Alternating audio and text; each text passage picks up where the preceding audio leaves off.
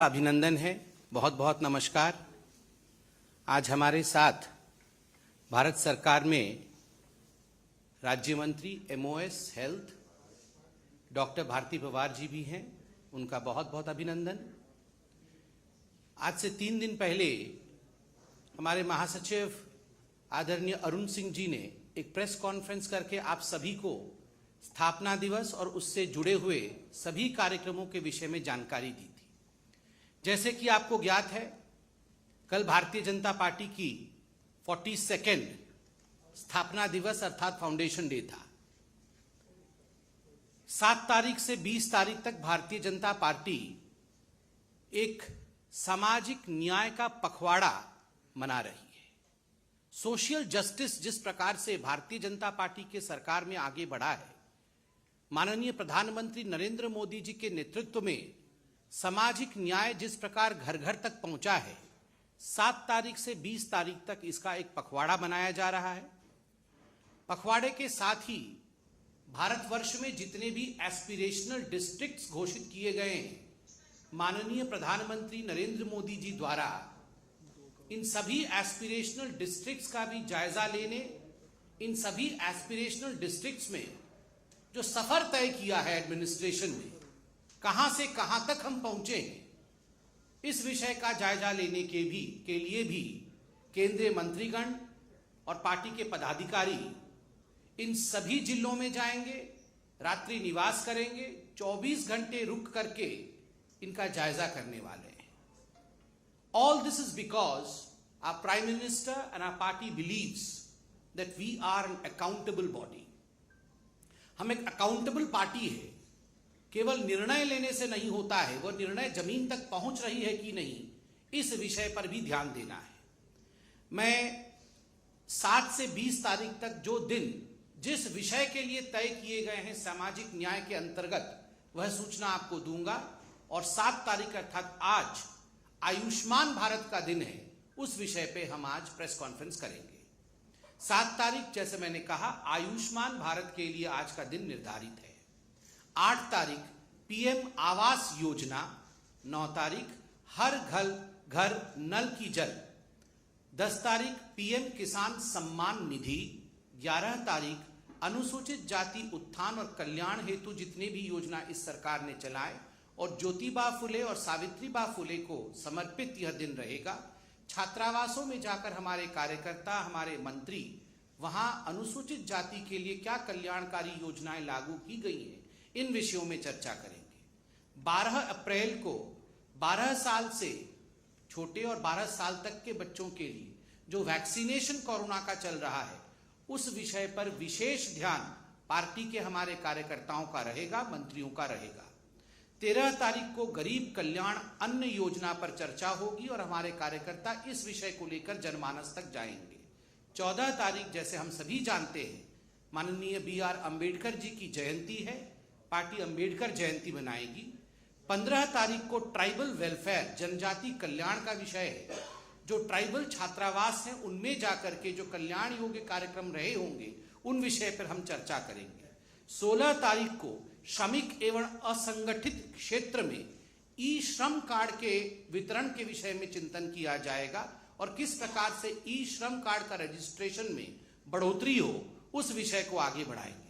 17 तारीख को वित्तीय सुधार, the financial reforms with which the Modi government has worked as yet, इन विषयों पे हम चर्चा करेंगे, इन विषयों पर हम बल देंगे, इन विषयों तक को जमीन तक लेकर जाएंगे।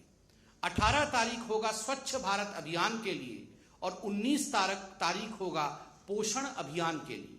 20 अर्थात the concluding day of the fortnight, जो पखवाड़ा है उसका कंक्लूडिंग डे 20 को होगा और 20 अप्रैल होगा आजादी का अमृत महोत्सव और हमारे स्वतंत्रता सेनानियों के लिए, mostly for the unsung heroes, जिनको हमने भुला दिया है, जिन स्वतंत्रता सेनानियों को समाज ने भुला दिया है, उनको याद करना, उनको अपने स्मृति पटल पर पुनः जागृत करना, यह विषय होगा। और जैसे मैंने कहा, आज 7 तारीख है, आज का विषय आयुष्मान भारत का है। बंधुगण, आयुष्मान भारत कोई साधारण विषय नहीं। आज प्रधानमंत्री श्री नरेंद्र मोदी जी के पुराने मन की बात को हम सुन रहे थे।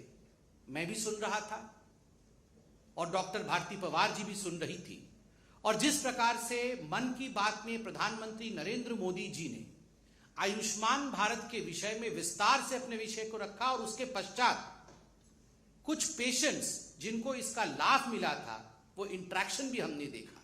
मुझे याद है राजेश प्रजापति नामक वह व्यक्ति जो कॉर्नरी हार्ट डिजीज से पीड़ित था, किस प्रकार से वह अपना जान बचा पाता है, क्योंकि उसके पास वह गोल्डन कार्ड था जिसने उसे एक आयुष्मान भारत के माध्यम से वो स्वास्थ्य लाभ कराता है। ठीक उसी प्रकार सुख देवी की कहानी जिसकी नी रिप्लेसमेंट होती है, और अभी भारती पवार जी ने कहा कि अंडमान निकोबार की वो लड़की जो एक रिक्शा चालक की लड़की थी, स्कूल में पढ़ती थी, अचानक बीमार पड़ी, ऑपरेशन की आवश्यकता पड़ी, पिता बेचारे बहुत गरीब थे, ऑपरेशन कराने में असमर्थ थे, मगर बेटी ने ऑनलाइन जाके देखा कि उनका परिवार रजिस्टर्ड था आयुष्मान भारत में। किस प्रकार बेटी खुद जाके मुफ्त में चिकित्सा होके आती है, चिकित्सा लेकर आती है, ऑपरेशन करा कर आती है, स्वास्थ्य लाभ करती है। और जब ये सब कुछ हो जाता है तो इंटरेक्शन में उनके पिताश्री कहते हैं कि ये वास्तविक रूप में केवल आयुष्मान भारत योजना नहीं है, ये बेटी बचाओ बेटी पढ़ाओ भी है, क्योंकि मेरी बेटी पढ़ भी रही है और मेरी बेटी ने आयुष्मान भारत के कारण स्वयं को बचाया भी है। ये एक बहुत, मैं कहूँगा, हम सब के लिए शायद बड़ा विषय नहीं हो सकता है, क्योंकि we can afford treatment, we can go to the best of the doctors, but just imagine जो गरीब हैं, जो वंचित हैं, जिनके पास इतने पैसे नहीं हैं कि वो अच्छे से अच्छा चिकित्सा ले सके, उनके लिए प्रधानमंत्री जी ने जो किया है उसका नतीजा रहा कि 3 जनवरी 2018 को आयुष्मान भारत लॉन्च होता है, और 19 में ही 100 दिनों के अंदर WHO के DG डायरेक्टर जनरल वो बधाई देते हैं, शुभकामनाएं देते हैं नरेंद्र मोदी भारत के प्रधानमंत्री को, और JP नड्डा जी जो उस समय भारत के स्वास्थ्य मंत्री थे। ये हमारे लिए गर्व का विषय है कि हमारे माननीय प्रधानमंत्री, हमारे सर्वोच्च नेता नरेंद्र मोदी जी और हमारे वर्तमान के अध्यक्ष जो उस समय हेल्थ मिनिस्टर थे आदरणीय JP नड्डा, दोनों के आशीर्वाद के कारण यह फलीभूत हुआ। 100 करोड़ परिवारों तक, अर्थात लगभग 50 करोड़ व्यक्तियों को 5 लाख रुपए तक की चिकित्सा मुफ्त मुहैया कराना, यह आयुष्मान भारत का मुख्य बिंदु है। Just imagine 50 crore people, 5 lakh rupees treatment free of cost. This is not a small feet. यह कोई छोटा विषय नहीं है, यह एक बहुत बड़ा कीर्तिमान है। और इसी कारण से पूरे विश्व में अगर सही मायने में देखा जाए तो स्वास्थ्य क्षेत्र में, हेल्थ सेक्टर में पूरे विश्व का अगर सबसे बड़ा अचीवमेंट कोई है तो वो आयुष्मान भारत है हिंदुस्तान का। ये कहना अतिशयोक्ति नहीं होगा। मैं अंत में सिर्फ इतना कहूंगा कि कुछ राज्य पीछे छूट गए हैं जिन्होंने आयुष्मान भारत के लाभ को अपने जनता तक नहीं पहुंचाया है। जनता जनार्दन होती है, जनता को इस लाभ से वंचित न रखा जाए। यह दिल्ली की सरकार, उड़ीसा की सरकार और पश्चिम बंगाल की सरकार से हमारी गुहार है कि ठीक है, हो सकता है आपकी भी योजना हो, कोई स्वास्थ्य की योजना हो, मगर डबल इंजन की बेनिफिट अगर आपके जनता को मिले तो व्यारे न्यारे हो जाए। आपका बेनिफिट और हमारा भी बेनिफिट, दोनों बेनिफिट मिलके यदि आपके राज्य की जनता, हमारी भारत की जनता स्वस्थ रहे तो इसमें किसी को आपत्ति नहीं होनी चाहिए। दिल्ली, उड़ीसा और वेस्ट बंगाल यह भी स्वास्थ्य के इस आयुष्मान भारत के लाभ को जनता तक पहुंचाएं। और अभी जैसे मुझे डॉक्टर साहब ने बताया कि लगभग 3.3 करोड़ लोगों को यह सुविधा दे जा चुकी है। अभी तक आयुष्मान भारत की जो सुविधा है वो 3.3 करोड़ लोगों तक पहुंचाई जा चुकी है, और लगभग 38,000 करोड़ रुपया अभी तक भारत सरकार ने इस बाबत खर्च किया है। अब मैं निवेदन करूंगा डॉक्टर भारती पवार जी से कि she will please brief you on the nitty-gritty and the fineness of Ayushman Bharat Yojana. Thank you so much. Over to Bharati ji. धन्यवाद संबित जी। नमस्कार। आज महत्वपूर्ण सब्जेक्ट है जो कि हमारे हेल्थ स्ट्रक्चर को गत कई वर्षों से, जब से नरेंद्र भाई मोदी जी की सरकार बनी है, तो इस विश्वास को लेके आगे बढ़ रही है कि बेसिक सुविधाएं जो आज गांव-गांव तक पहुंचनी चाहिए और पहुंचने के बाद उन्हें वहाँ पे ही ट्रीटमेंट मिले, चाहे वो प्राइमरी लेवल का हो, सेकेंडरी लेवल का हो या टर्शरी लेवल का हो। उस मायने में आज हमारी सरकार काम कर रही है। मुझे इस बात को लेके खुशी है कि आज गांव में भी जाएंगे तो पीएचसी है, सीएचसी है, हमारा डिस्ट्रिक्ट हॉस्पिटल है, वहाँ तक सुविधा बढ़ाने के लिए पीएम आयुष्मान भारत जैसी योजना, जिसमें कि पीएम आयुष्मान भारत में हेल्थ एंड वेलनेस सेंटर बनने चाहिए। ये हेल्थ एंड वेलनेस सेंटर ऐसी सुविधा प्रदान करेंगे कि जो ग्रामीण क्षेत्र में उसी जगह वही लोगों को ये सुविधा देंगे, जिसमें कई सारे टेस्ट बढ़े हैं, कई सारे डॉक्टर्स के विजिट बढ़े हैं, चाहे वहाँ टेलीकंसल्टेशन ले सकते हैं, एक एक्सपर्ट की ओपिनियन वहाँ मिल सकती है। इस हिसाब से ये हेल्थ एंड वेलनेस सेंटर है, योगा है, मेडिसिन है, आयुर्वेदा है, ये इंटीग्रेशन भी वहाँ मेंटेन किया है। उसके बाद अगर उन्हें कुछ सुविधा सेकेंडरी लेवल को मिलनी है या टर्शरी लेवल को मिलनी है, वो भी सुविधा देने के लिए सरकार प्रतिबद्ध है। लेकिन अगर कोई वंचित रहता है, अगर वो ऑपरेशन नहीं करवा रहा है, तो SECC डेटा जो कि हमारा census socio economic caste census 2011 का था, जो कि एक households includes are based on deprivation and occupational criteria, तो उन क्राइटेरिया को ध्यान में रखते हुए उन लोगों की एक सूची बनी और जिनमें चिन्हित किए ये 10 करोड़ 10.74 करोड़ फैमिलीज, जो कि लगभग आज की तारीख पे देखा जाए तो 50 करोड़ बेनिफिशियरीज को ये हेल्थ इंश्योरेंस, जो कि 5 लाख का इंश्योरेंस पर फैमिली पर ईयर कवर करता है। इसमें बड़ी बात यह है कि जो भी ऑपरेशन सर्जरी करवाने हैं, इसके लिए कुछ अस्पताल एम्पैनल्ड किए हैं, कुछ वहाँ पे नंबर दिए हैं, प्रोटोकॉल बने हैं, सर्जरीज करेंगे, ट्रीटमेंट करेंगे, और वो सभी सर्जरीज इंक्लूड किए हैं जो कि आम आदमी को, जो कि एक सामान्य परिवार को चिंतित करती है। लगभग आज के दिन में देखा जाए तो ऐसी 1670 ऐसी प्रोसीजर्स है जो कि इसमें कर सकते हैं और पेशेंट इसके लाभ ले रहे हैं।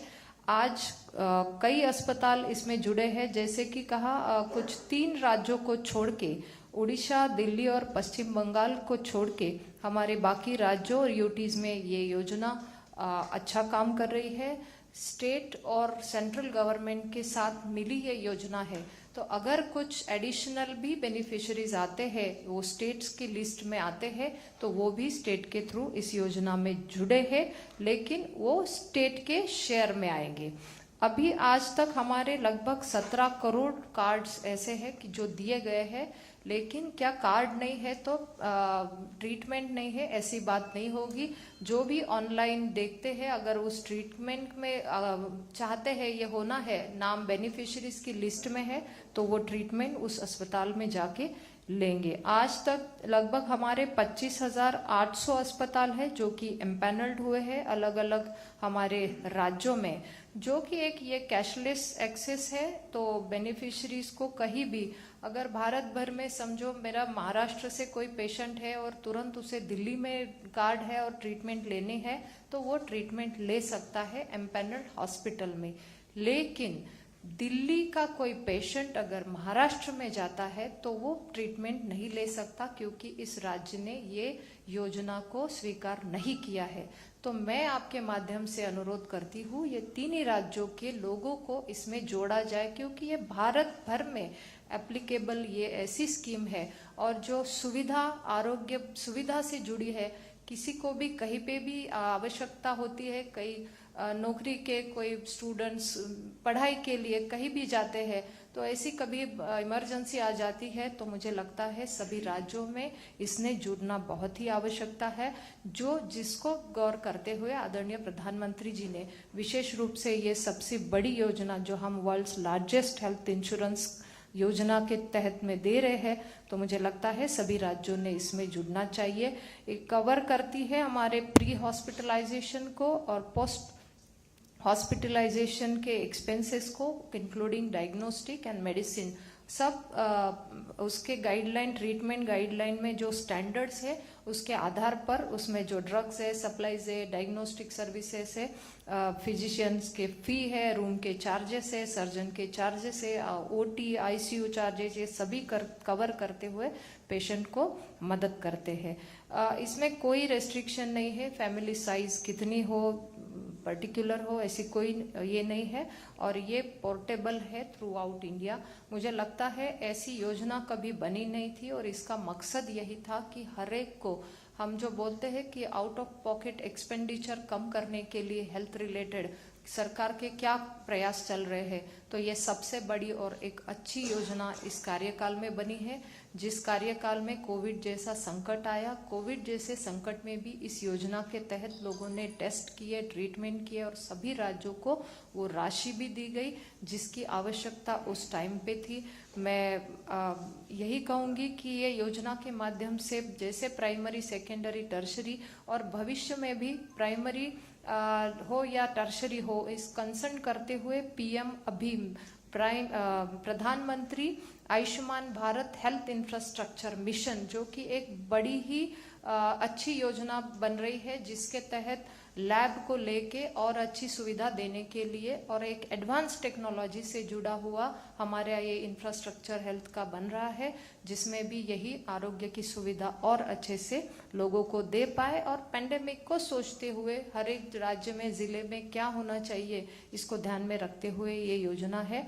और प्रधानमंत्री डिजिटल हेल्थ मिशन, ये भी एक हमारा आयुष्मान भारत का पिलर है, जिसमें कि डिजिटल हेल्थ कार्ड बनेंगे, तो वो पेशेंट को अगर हमारा रिकॉर्ड देखना है, क्या डायग्नोसिस हुआ है किसी अस्पताल में, तो वो बिल्कुल ही वो देख पाते हैं उसी अस्पताल में, जो कि वो डॉक्टर के और पेशेंट के अपने मतलब उनका खुद का ये कहना होगा, और तभी उनके कंसेंट से ही वो कार्ड बनेगा और उसकी सुविधा प्राप्त होगी, जिसके कारण पेशेंट अगर कहीं दूसरे अस्पताल में जाते हो तो ये हेल्थ कार्ड के थ्रू हमें वो उसका फाइल भी मिलेगा और तुरंत डायग्नोसिस या तुरंत उनके जो भी प्रॉब्लम्स है वो कैच किए जाएंगे। तो मुझे लगता है एक एडवांस टेक्नोलॉजी को ध्यान में रखते हुए एक ऐसी पहल आज इस क्षेत्र में हो रही है। मुझे लगता है ये जब नेतृत्व की विशाल सोच होती है तभी हो सकता है, क्योंकि मैं एज ए डॉक्टर देख रही हूँ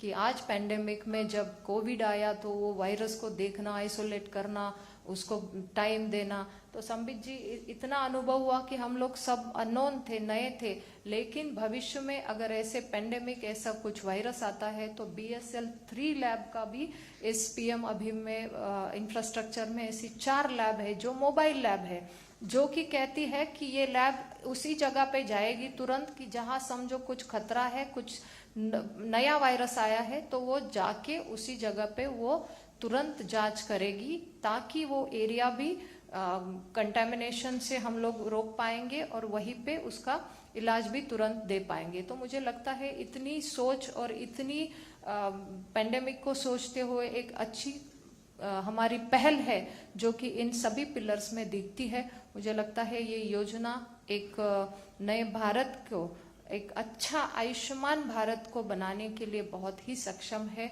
जिसका हम रिजल्ट देख रहे हैं कि आज 38,000 करोड़ इतनी मदद अगर पेशेंट्स को मिली है, तो जरूर ये हमारी सभी भारतीय वासियों के परिवार को एक बहुत बड़ी मात्रा में मदद की है, जिनका उदाहरण संबित जी ने बताया कि हमारी बेटियां हो या चाहे हमारी माताएं हो, उनको हम मदद करते हैं और उसमें बहुत ही बेसिक जैसे टोटल नी रिप्लेसमेंट हो, हिप रिप्लेसमेंट, जॉइंट रिप्लेसमेंट हो, आर्टरी बाईपास हो, तो मुझे लगता है इतनी बेसिक है जिनकी लोगों को चिंताएं रहती है कि मैं अब कैसे करूं।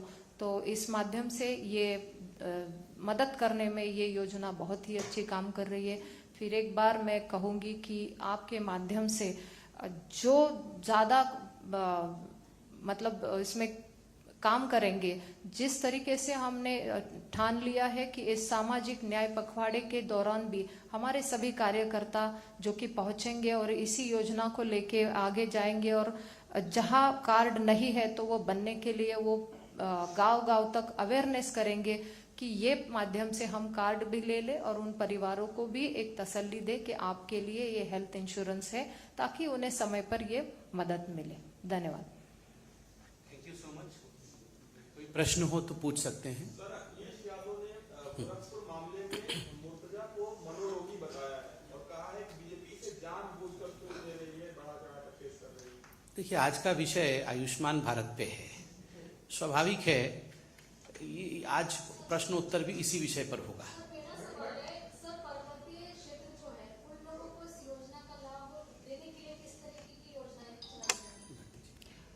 पर्वतीय क्षेत्र में जैसे अभी मैंने कहा कि सेंट्रल और स्टेट को लेके कुछ शेयरिंग में हमारी योजना चलती है, 60-40 रेशो होता है, तो पर्वतीय क्षेत्र में खास करके वो 90-10 का रहता है। तो लगभग सारा ही सेंट्रल गवर्नमेंट की तरफ से इस तरीके की योजना जाती है।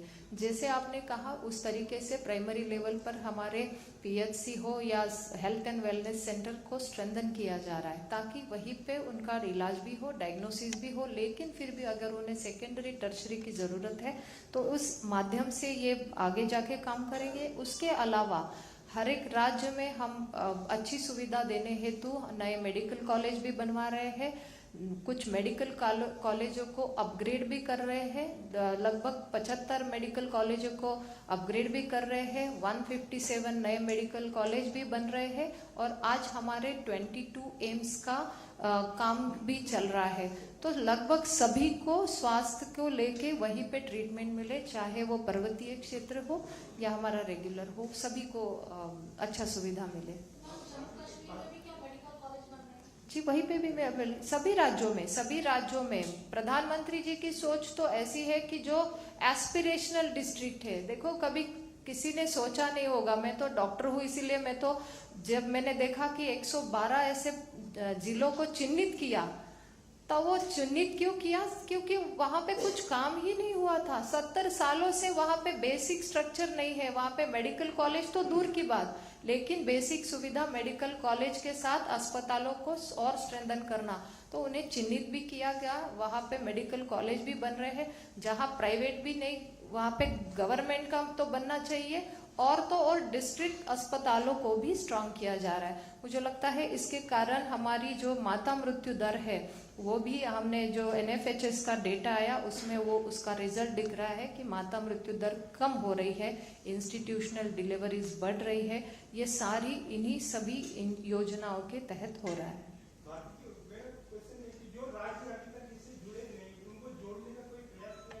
जी जरूर, आपके सुझाव, और मैं तो चाहूंगी हर एक नागरिक का अधिकार होता है कि जो भी योजनाएं हैं वो मिलनी चाहिए, चाहे वो राज्य की हो चाहे वो केंद्र की हो, लेकिन इसमें जो है ये स्टेट और सेंट्रल शेयर के माध्यम से ये योजना बनी है।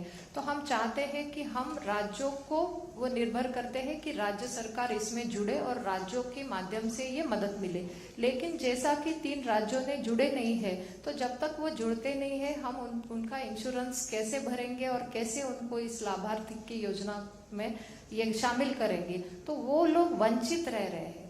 आज ये 3 राज्यों के लोग वंचित रह रहे हैं, लेकिन हम अगर उन 3 राज्यों में जाते हैं बाकी राज्यों के, तो वहां पे एम्पैनल्ड हमारे अस्पताल है PMJ के, तो वो वहां पे ट्रीटमेंट दे रहे, लेकिन जो राज्य इसमें नहीं है तो वो राज्यों के लोगों को वंचित रखा जा रहा है। इस बात का हमें दुख भी है। हमारी तरफ से चिट्ठियां भी लिखी गई है, हमने रिक्वेस्ट भी की है, लेकिन अभी वो चिट्ठियों का कोई रिप्लाई नहीं आया है।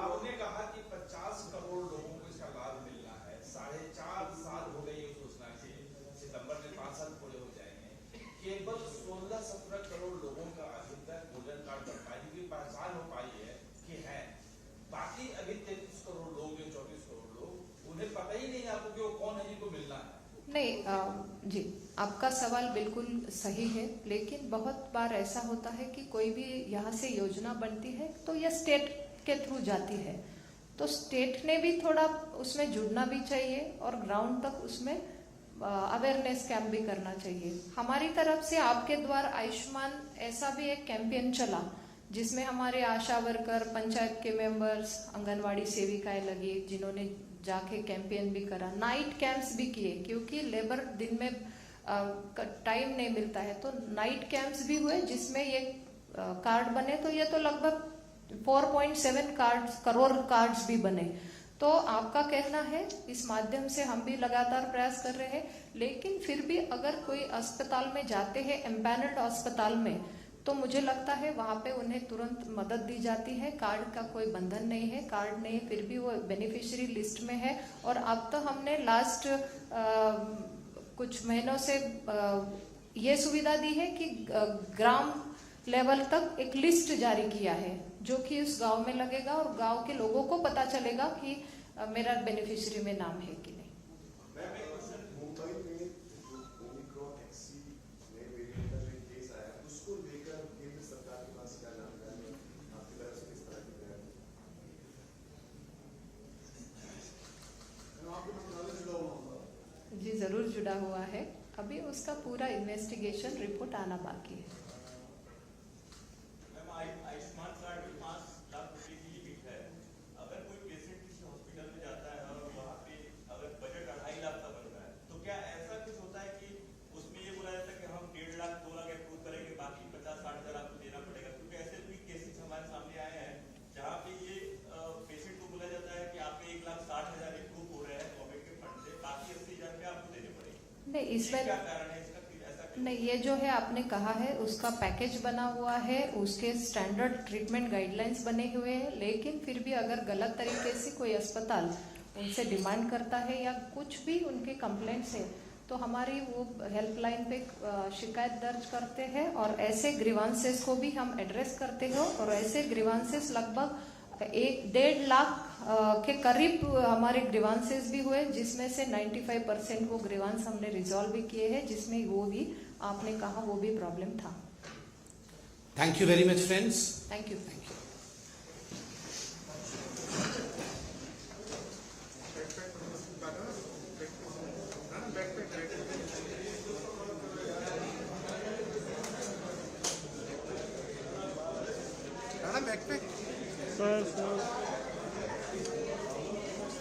चलो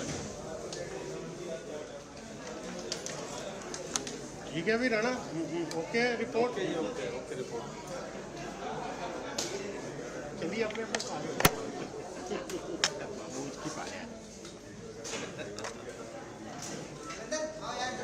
ये ले बैठू ना, पहले सामान ले बैठू भाई, रुक जाओ, अभी पहले सामान ले बैठो, रुक जाओ।